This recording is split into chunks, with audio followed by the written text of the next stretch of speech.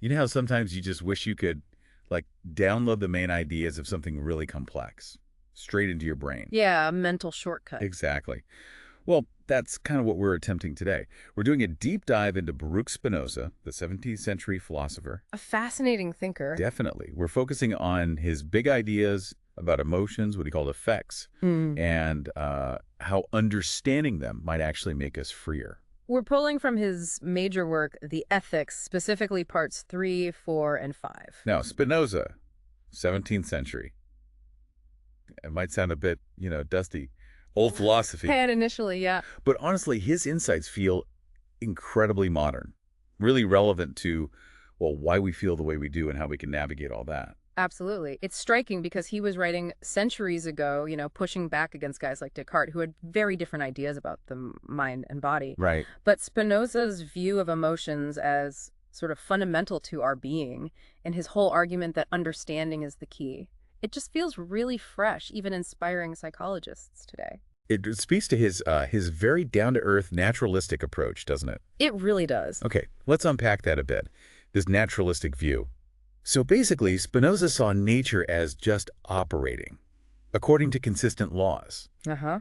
No grand plan pulling the strings, no built-in flaws or external meddling. It just is. So human emotions aren't some kind of, like, glitch in the system. Not at all. We're part of nature. So our emotions, our minds, they function according to those same universal laws. It's about understanding how we function within that system. Which is a big shift from someone like Descartes. Huge shift. Descartes had, what, 6 basic emotions, tied mainly to the body interacting with this separate soul. Yeah. Spinoza just cuts through that. He boils it all down to 3 core effects: desire, joy, and sadness.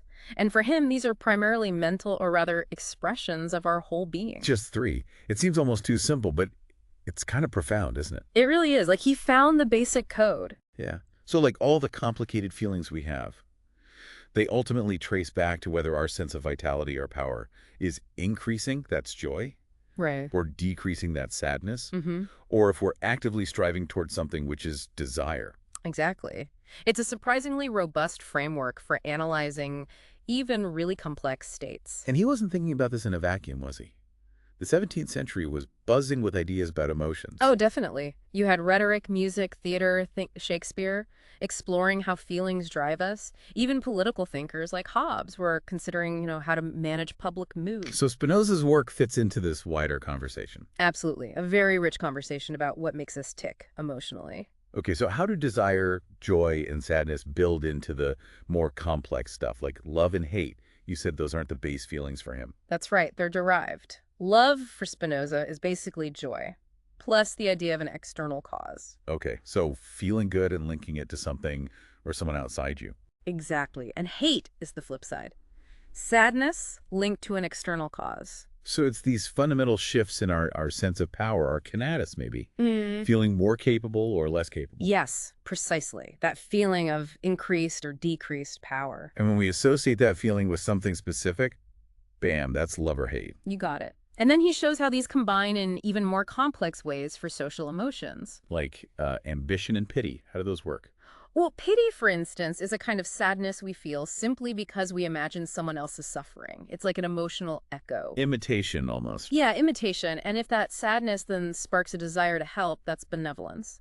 So sadness plus imitation plus desire. Huh. And ambition. Ambition gets interesting. It's often about wanting something because we see other people wanting it, driven by this desire to please or impress them. So it's all these layers: joy, sadness, desire, interacting with our perceptions, our imagination. Imagination is huge here. Yeah. And that connects directly to his idea of adequate versus inadequate ideas, right? All right, explain that again. Inadequate ideas lead to. Passions. Those powerful, sometimes overwhelming feelings often come from what he calls inadequate ideas, basically. Incomplete or confused understandings. Based on imagination, hearsay, limited viewpoints. And when we're driven by those passions. We're passive. We're kind of tossed about by things happening outside us or by these confused feelings inside us. We lack control. But adequate ideas. Adequate ideas, clear, distinct understanding, really getting the causes and connections lead to activity, to freedom. So understanding our emotions literally gives us more power over them. That's the core argument. If you truly understand why you feel a certain way, the root cause, not just the surface feeling, that's an adequate idea. It gives you leverage. Okay, now another big one is mind-body parallelism. It's supposed to solve that old mind-body problem. How does he do it? It's clever. Instead of two separate things trying to influence each other, which was Descartes' struggle. Yeah, the pineal gland thing. Right. Spinoza says, no, mind and body aren't separate. They're one and the same thing, just experienced or described in different ways. Two sides of the same coin. Exactly. Two attributes of the one underlying substance. He calls them thought and extension. So whatever happens in the body, there's a corresponding idea in the mind happening simultaneously. They don't cause each other? Nope, they run in parallel. Like seeing the physical structure of a table versus understanding its function, same table, different perspectives. So my racing heart when I'm nervous and the feeling of anxiety, they're just two aspects of the same event. That's Spinoza's view, not one causing the other, but both expressing the same underlying shift in your state. And the sleepwalker example illustrates this. Perfectly. The body is acting, navigating, doing complex things. Without conscious direction. Right. It shows the body can operate based on its own mechanisms. And conversely, the mind can't just magically make the body do something without the corresponding physical processes. They're locked together. Okay, so we've got the core emotions, adequate ideas, this mind-body unity. Now, what about conatus? You mentioned it briefly. It sounds absolutely central. Oh, it is. It's fundamental. Conatus is basically the inherent striving of every single thing that exists. Everything, not just living things. Everything. To persevere in its own being, to keep going, to maintain itself. It's the drive to exist and continue existing. And that's its essence. That striving is its essence, according to Spinoza, and it continues indefinitely as much as possible unless stopped by something stronger externally. Like that inherent drive to, I don't know, finish a project or how your body heals a cut, that's conatus. Those are expressions of it in us, yeah, that fundamental push to persist. But what about things that seem to contradict it, like a fire burning out, or the really tough one, suicide? Good questions. For the fire, Spinoza would say external forces, lack of fuel, oxygen overcome its conatus to burn.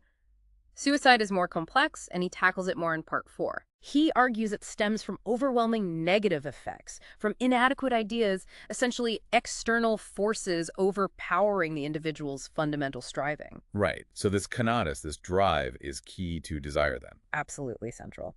And he flips the usual script. We don't desire things because we judge them good. We judge them good because we desire them. Exactly. Our desire, which is the conatus in action, determines our values.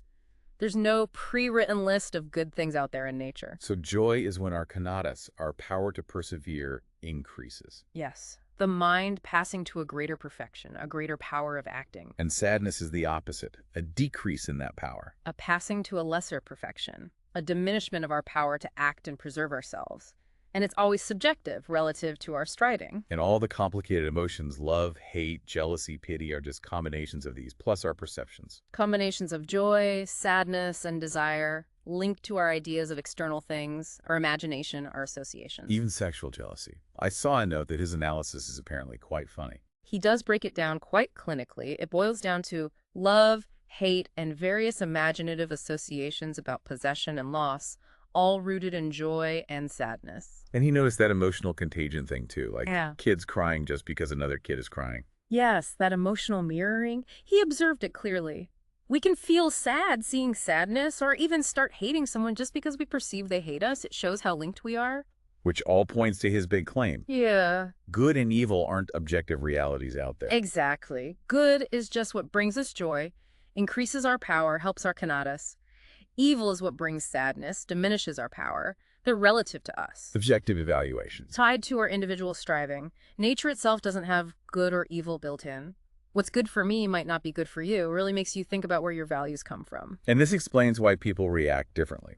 Like the dog example. One person loves dogs, another fears them. Precisely. Different past experiences create different associations. Seeing the dog triggers those stored associations, and the linked affects joy for one, sadness or fear for the other. Deterministic, in a way. Associative reasoning, he called it.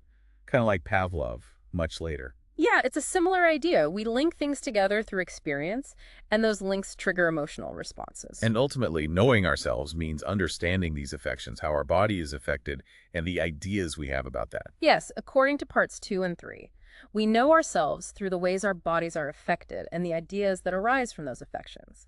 Think about feeling tired. The bodily sensation is how your mind knows, So our emotions are fundamental to self-knowledge. inescapably. Hmm. So, wrapping up part 3, you have this huge variety of emotions, but they all boil down to desire, joy, and sadness, interacting with our imagination and perception. Okay, solid foundation, but part 4. The title alone, On Human Bondage or the Powers of the Effects, sounds pretty bleak. It's intentionally stark. The Latin is servitude, slavery. His point is stark. If we're ruled by passions born of inadequate ideas, we are slaves. We lack real freedom. And he starts part 4 by attacking our tendency to project human purposes onto nature, like the house analogy. Exactly. We see a house, know it was built for a purpose, and then mistakenly assume the universe works the same way. Spinoza says, nope, nature does nothing on account of an end. No grand designer, no final goal for nature. Right. Which connects back to perfection and imperfection being just human ways of thinking, not features of reality itself. The universe isn't aiming for anything. It just is, following its necessary laws. Exactly. It's a self-governing system. Understanding its laws is the key. And this is where the famous phrase God or nature, Deus of Maitura, comes in strongly. It's rare elsewhere, right? It appears twice here, significantly. By equating God with nature, he's basically saying the totality of reality, operating by its own necessary laws, is God. So not a separate person like God with free will. Not at all. God nature acts from the necessity of its own being, not choosing this or that. Everything is part of this single, infinite substance. You can see why that was scandalous. Radically different. So if nature has no built-in purpose and perfection is subjective, how does he build an ethics? He talks about a model of human nature. What's that? Since there's no divine command list, Spinoza says we can rationally conceive an ideal, a model of what a human being, guided fully by reason and understanding, would be like. Not a real person, but an ideal to aim for. Exactly, an ethical benchmark. We strive towards it by increasing our understanding, our adequate ideas. And that ties into his definitions. Yeah. Good is what helps us reach that model, evil hinders us, and virtue is power. Yes. Good for you means promoting your power to act according to reason, preserving your being, moving toward that ideal. Evil is what diminishes that power. And virtue isn't about rule following. No, virtue is your power to act from your own rational nature. The more you understand and act from reason, the more power and thus virtue you possess. And power here means not just muscle. No, it means your capacity to act based on understanding, to be self-determined, rather than pushed around by passions or external things. Understanding is power in this sense. So when passions overwhelm us, our power decreases, our virtue decreases, and we're in bondage. Precisely. Yeah. External forces, strong emotions based on confused ideas, they can overcome our rational conatus, making us subject to them, limiting our freedom. Our passions come from judgments about what's good or bad for us, but those judgments can be wrong. Often wrong, or at least incomplete, because they're based on those inadequate ideas and flawed associations. Like the money example from the Netherlands back then. We can get attached to things through association, thinking they're essential for joy. Great example. We associate money with getting things that bring pleasure, and we can become obsessed, thinking happiness depends on it. Even though Spinoza himself lived simply and seemed content. Right. It shows how easily our minds create these artificial necessities that can actually trap us. And this difficulty in knowing what truly helps or harms us, that's why we get stuck in this bondage. It's a major factor. Immediate desires, strong emotions, they cloud our judgment. We act impulsively, maybe out of anger or fear. And regret it later. Exactly. That feeling of being carried away, not being in control. That's the bondage Spinoza's talking about. Recognizing it is the first step out. Now, part 4 gets really interesting, maybe controversial, with his argument for ethical egoism. Can you explain that? It sounds odd for an ethical system. It does sound counterintuitive, but for Spinoza, it flows logically. Reason tells us to preserve our being, increase our power, conatus. Therefore, reason dictates that everyone should love themselves, seek what's truly advantageous for them. Seek their own advantage. Their true advantage. It's not about trampling others, but recognizing that understanding and enhancing your own being is the rational foundation. And our true advantage, the highest virtue, is knowledge of God nature. Yes. The greatest power the mind can have is to understand this unified reality, this substance. That understanding is the ultimate good, the truest benefit. And this ethical egoism somehow connects to his political thought. He argues that rationally, it's in our own best interest to live in a well-ordered society. Cooperation, laws, the state, these help everyone better pursue their own advantage, especially non-zero-sum goals like science and art. Mutual benefit serves individual striving. Interesting. And he's not saying we should deny ourselves all pleasure either, is he? Yeah. Moderate enjoyment is okay. Definitely. He's quite balanced there. Things like good food, music, pleasant sights enjoyed moderately are actually beneficial. They restore the body and mind, helping us pursue understanding. It's about balance, not enslavement to pleasure. But he does warn strongly against certain emotions. False hope. Hopium, basically, yeah. Pity, too. Why pity? Pity, being a form of sadness, inherently decreases our power. While benevolence, desiring to help, can be good, pity itself isn't useful from reason's perspective. And he's especially critical of the desire for prestige, right? The love of esteem. Oh, massively critical. He sees seeking prestige, wanting approval, wanting what others want just to impress them as a major form of bondage. Why so bad? Because it makes you dependent on others' fluctuating opinions. It leads to anxiety, envy, zero-sum thinking. You lose your inner compass, your freedom. He calls it really empty. And he contrasts this slave to passions with the free person. What defines them? The free person is led by reason. They understand necessity, so they don't fear death in the same way. They form adequate ideas. And crucially, because they understand evil is just a lack of good, they don't see it as some positive force to be battled. They just focus on pursuing the good understanding, self-preservation. Exactly. And he even uses the story of the fall, metaphorically. Yeah, it's a fascinating rereading. He sees it as humans losing freedom because they started imitating effects after gaining this knowledge of external good and evil. Instead of relying on internal reason, they became subject to passions. Wow. And part 4 ends by pointing towards part 5, saying blessedness comes from intuitive knowledge of God. Yes, the appendix clearly foreshadows it. It sets the stage for the final part, which is all about achieving that highest state. Okay, part 5. Of the power of the intellect, or human freedom.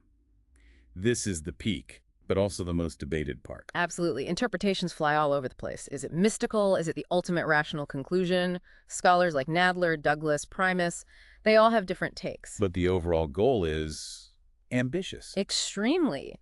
Achieve intuitive knowledge of God nature, leading to peace of mind, intellectual joy, even a kind of immortality. He starts by saying reason can help control effects, again pushing back against Descartes. Right. He criticizes Descartes' idea that the will has absolute dominion and that whole pineal gland interaction thing. Spinoza insists reason works by forming better ideas about effects. And the key proposition is? Proposition 3 in part 5. An affect, which is a passion, ceases to be a passion as soon as we form a clear and distinct idea of it. Because passions come from confused ideas. Exactly. Understanding transforms the effect. It doesn't necessarily vanish, but it loses its compulsive power over us. We move from being passively subject to it to actively understanding it. And understanding the necessity of things also helps. Knowing everything follows from causal chains. Yes, Proposition 6. Seeing the bigger picture, the necessary unfolding of events governed by the laws of nature, helps detach us from the immediate emotional sting. It fosters acceptance. He brings back ethical egoism again too, but with a stoic flavor. Calmly bearing hardship. Kind of, yeah. There's definitely a stoic influence in accepting what you can't change. But the goal remains seeking your true advantage, which he increasingly defines as understanding and harmonious social living. And the core practice becomes relating everything back to the idea of God nature. Yes, from Proposition 11 onwards, it's about connecting more and more of our ideas, our understanding of ourselves and the world, to this ultimate idea of the one substance. Blessedness lies in knowing God. This love toward God must engage the mind the most, he says. That's Proposition 16. It's the highest activity of the mind. But how can we love God if God nature doesn't have passions like joy or sadness? Crucial point. God, being infinite and only having adequate ideas, doesn't experience passions. Proposition 17. God doesn't get angry or sad. So our love isn't reciprocated emotionally. Not in human sense. Yep. Our intellectual love of God is our understanding and affirmation of the necessary order of reality. It's the joy that comes from understanding. In a way, by reducing our passions through reason, we become more like God nature, more stable, governed by adequate ideas. It still feels like a tension, though. This austere, reason-focused path and then this language of love of God being the highest good seems almost mystical. It does have that flavor, doesn't it? It's this transition from pure reason to something that feels more like profound insight or a contemplative joy. It's where interpretations diverge most. And he explicitly says part 5 will deal with salvation, the afterlife.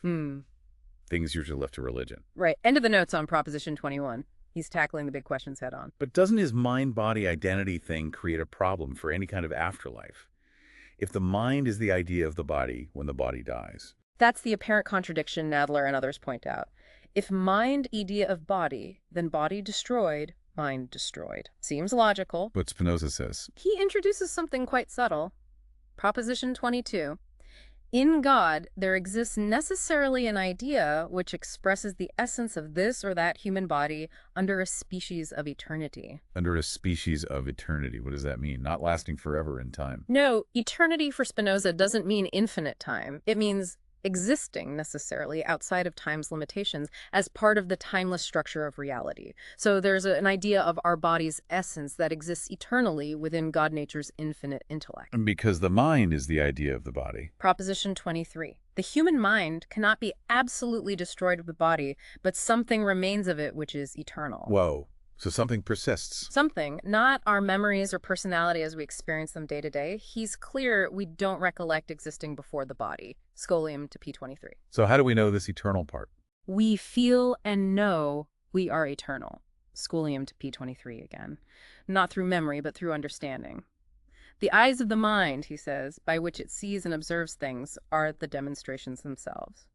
Grasping eternal truths connects us to that eternal aspect. Through that third kind of knowledge, scientia intuitiva. Exactly. Intuitive knowledge allows us to grasp the essence of things directly, including this eternal aspect of our own mind as part of the larger reality. It's like moving beyond just logical steps, reason, the second kind of knowledge, to a direct insight. Yes, and once we grasp truths this way, we desire to understand more through this intuitive mode, P28.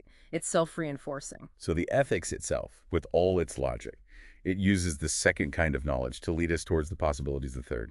That seems to be the idea. It builds the rational foundation, but the final step requires an intuitive leap to really grasp it and feel the associated joy. Okay, and what about God loving humanity? That seemed like another contradiction. Yeah. PD6. It can be reconciled within his monism. If God is everything, and our mind's intellectual love of God is our highest state, then the mind's intellectual love of God is the very love of God by which God loves himself. It's God nature recognizing and loving its own perfection as expressed through our understanding. So salvation, blessedness, freedom, glory. They all merge into this state. Yes, he equates them all with this constant and eternal love of God, this profound understanding and acceptance, Scholium to P36. And he pushes back against the idea that virtue needs an afterlife reward. Strongly, P41, he criticizes the view that people are only good because they expect heaven or fear hell. For him, virtue acting from reason, understanding God nature brings its own reward now. Which leads to that amazing final proposition. Proposition 42. Blessedness is not the reward of virtue, but virtue itself. The joy, the freedom, the understanding that is the blessedness, it's achieved in this life through the practice of reason and intuition. He ends acknowledging it's a hard path, though. Yeah, the very last lines. This path seems difficult, but all things excellent are as difficult as they are rare. A challenging but fitting end. Wow. Okay, let's try to boil this down. As we wrap up this deep dive, what are the absolute key takeaways for listeners? I think first, that really practical idea of emotions boiling down to desire, joy, and sadness. Understanding that can be really grounding. Yeah. Then there's conatus, that driving force in everything, including us, the subjectivity of good and evil, a real mind bender. Definitely challenges everyday assumptions. His ethical egoism surprising, but based on rational self-interest through knowledge. The idea that passions are bondage and freedom comes through understanding them via adequate ideas. Transforming them, not just suppressing them. Exactly. And finally, that really deep, maybe challenging idea from part 5 about an eternal aspect of the mind linked intuitive knowledge of God nature and blessedness being found in virtue itself here and now. Hopefully, exploring these ideas gives a new lens, maybe some aha moments for thinking about your own emotions, motivations, what a meaningful life might even look like. Absolutely. And it leaves us with a pretty potent question to ponder, doesn't it? If Spinoza's right, If blessedness and freedom aren't rewards waiting later, but are actually found in the process of understanding and living virtuously right now. How did that change things? Yeah, how might that shift your priorities day to day? It makes you think about that difficult but rare path he described. What does pursuing excellence, in his sense, look like for you? A lot to chew on.